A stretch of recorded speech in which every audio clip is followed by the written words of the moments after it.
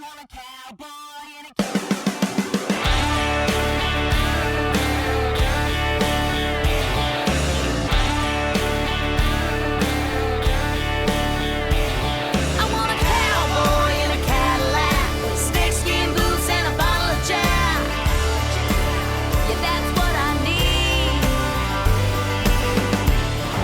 Well, I started riding horses when I was probably 3 or 4, and originally I was a barrel racer. What I do, I guess, would be called horse showing. If you win a world championship, you win a ribbon and a buckle. So your horse gets to wear the neck ribbon, and you get the buckle, and usually if you're a dork like me, you end up walking around the horse show with the horse's ribbon around your neck. I first wanted to be a singer since before I can possibly remember. When I was growing up, I did, the private vocal lessons and all of that, and they'd say, pick a song to sing.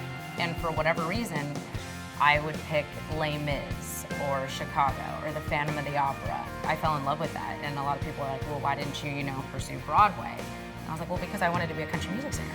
I was in school one time, actually, and a teacher had this assignment where you had to fill out this deal on an occupation. So they had a list of different occupations, and I said, mine's not on this list. And she was like, well, what is it? And I'm like, being a country music artist.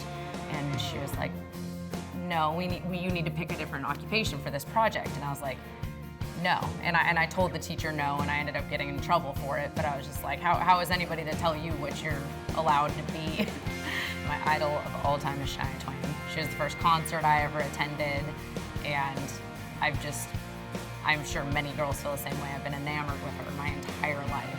Growing up, in the 90s, I listened to George Strait and Brooks and Dunn, Garth Brooks. I started listening to Pink, and she phased me into a whole new Shania obsession type thing. I've always been really inspired by those powerful women that do things very differently. We have been playing the NASCAR circuit. During the All-Star race, we played the Speed Street stage for Coca-Cola, and now I'm sponsored by a company called Webasto and also by Bass Pro Shops. Ever since we've been doing that, that's built my fan base up like crazy.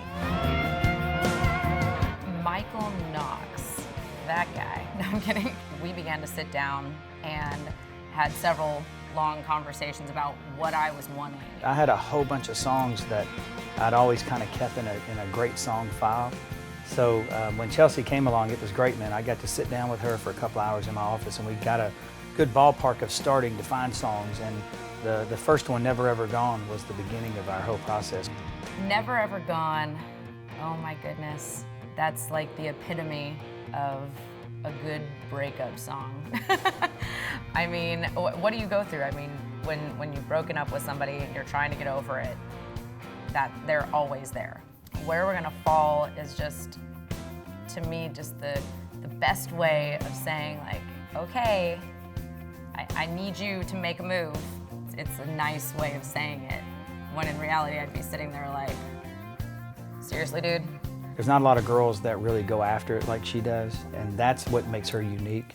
Rachel Farley wrote Your Shot of Whiskey, and for people who have taken a shot of that, it's a lot of different things all at once, and that song explains that, and that's kind of how I am. I'm crazy, but I'm sweet, and I'm nice, and I care a lot, but,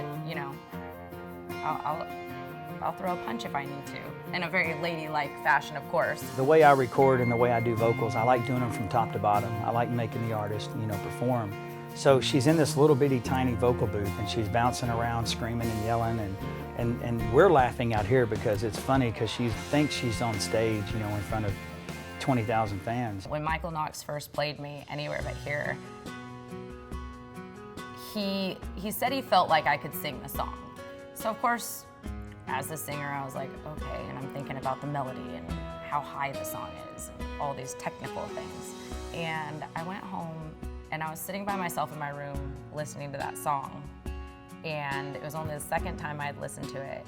And by the end of the song, I was bawling my eyes out. You want to hear her on the radio. You want to see her on CMT. She got 300,000 followers on Facebook. She's got millions of plays on her videos, and people can get a sense of this new kind of female country artist. Success in the music business begins and ends with the song. A commitment and dedication. You have to fly without a net. Obviously the image is important. A great voice. And the last piece is actually work ethic. One of the things that I think Chelsea absolutely is one of the best at. Can't even watch a sunset, listen to a song, just when I think I got you lit wrong. No I was, I believe, born to entertain. You keep going.